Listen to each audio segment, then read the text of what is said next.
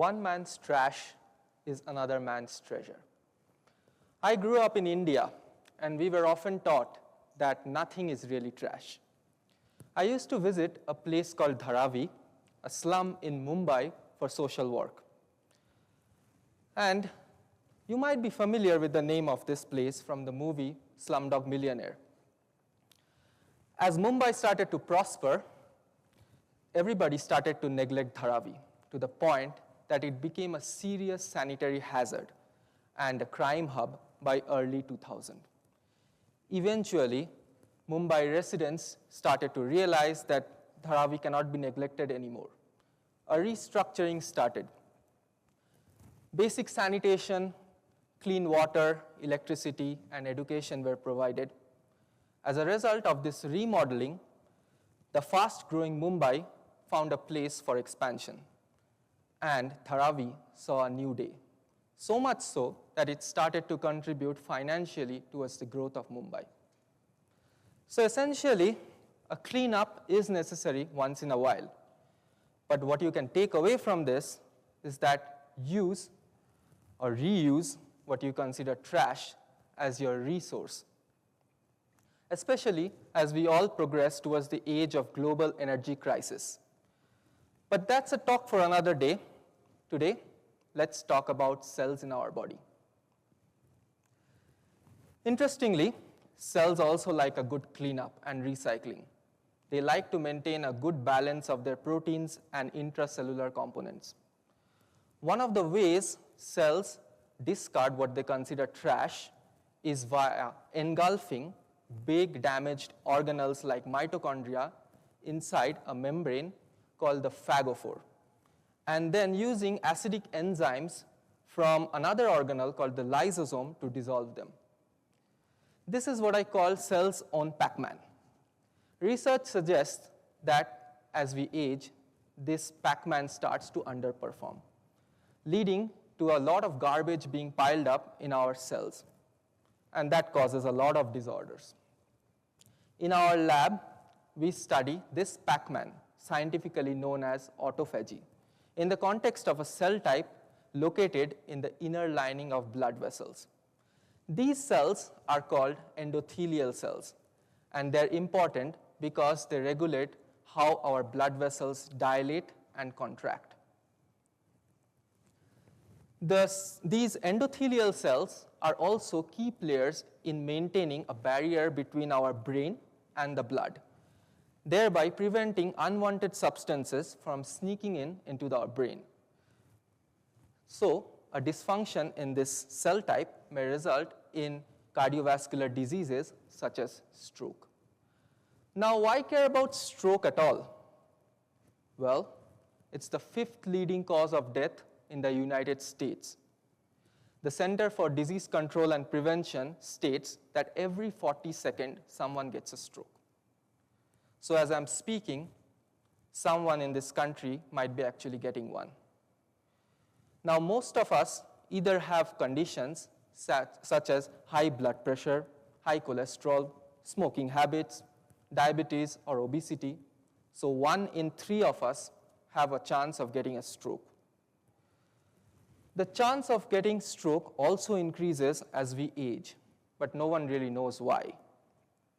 Now let's say someone really gets a stroke, and they figure it out based on symptoms such as numbness or speech impairment. They are quickly rushed to the hospital. The clinician then diagnoses the disease based on a clot formation in the brain after doing a CT scan.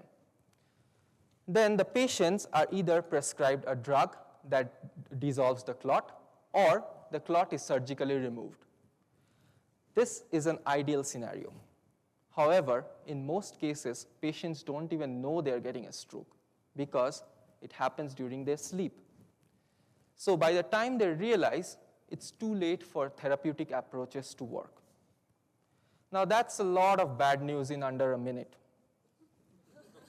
So what can we do to increase our chances of survival? Here is where I think Pac-Man autophagy in the endothelial cells of blood vessels could be the missing piece of the puzzle. In our lab, we are studying how lack of autophagy in endothelial cells lead to worse stroke outcomes. We have shown in our lab that with aging, there is a reduction in autophagy in both humans as well as mice. We also use mice which have been genetically modified to have reduced autophagy. And we have seen that when we surgically induce stroke in these mice, they have worse outcomes after stroke as compared to the ones that have not been genetically modified. The same thing happens in old mice as compared to young ones.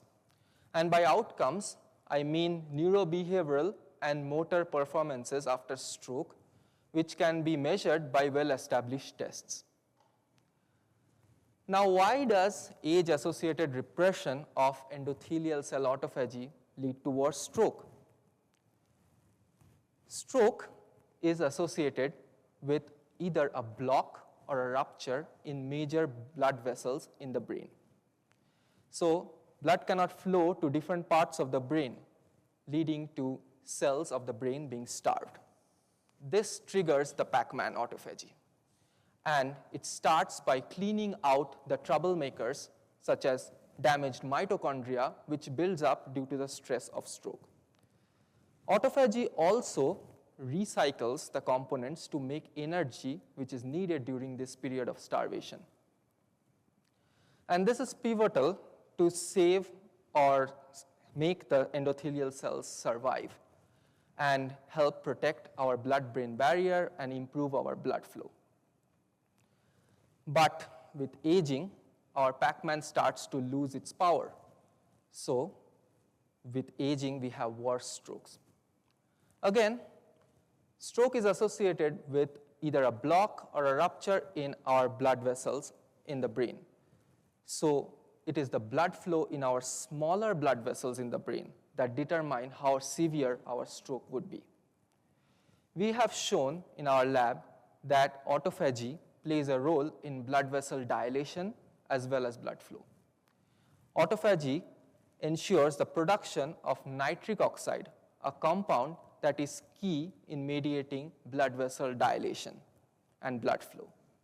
Thus, an age-associated repression of autophagy in the endothelial cells leads to reduced blood vessel dilation and blood flow in the smaller brain arteries, therefore contributing to worse stroke. And we can test this in our lab. I specialize in a skill where I can isolate blood vessels from the mouse brain. And when I get these teeny tiny blood vessels out from the brain of either old mice or genetically modified ones, I can test whether these blood vessels dilate or contract in response to different drugs. Isn't that cool? So far, I might have convinced you that age-associated repression of autophagy in the endothelial cells lead to worse stroke.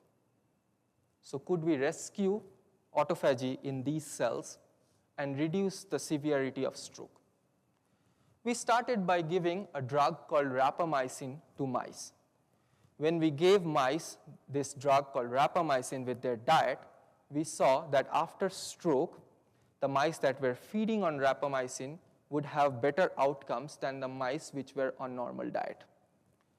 But it was shown previously that rapamycin induces autophagy throughout the body. So it does not really tell me whether endothelial cell autophagy is particularly important or not. Here, I started using a novel virus that delivers autophagy genes, particularly to the blood vessel endothelial cells of the brain. And I measured the efficacy of this virus to increase autophagy and also whether it was specifically going in the endothelial cells or not. When the old mice that were injected with this virus were given a stroke, we saw that they had better neurobehavioral and motor outcomes as compared to the ones that were not injected. This is promising, and it substantiates the importance of endothelial cell autophagy in the context of stroke. But sad as it may get, we still cannot go about injecting viruses to humans. Autophagy-inducing drugs are being developed in the market, but they come with a lot of side effect. So where can we start the cleanup? Well, we have lifestyle interventions such as exercise or intermittent fasting regimes that have been proven to induce autophagy. With your autophagy always on the ready, even if you have a stroke, your chances of survival would be more. Coming back to the story I started with, the story of Dharavi and Mumbai can be a great lesson to us all, to look back and identify our problems, to reuse and recycle what we consider trash as our resources, of course using autophagy, and definitely go for a run every day after work, because life is all about balance.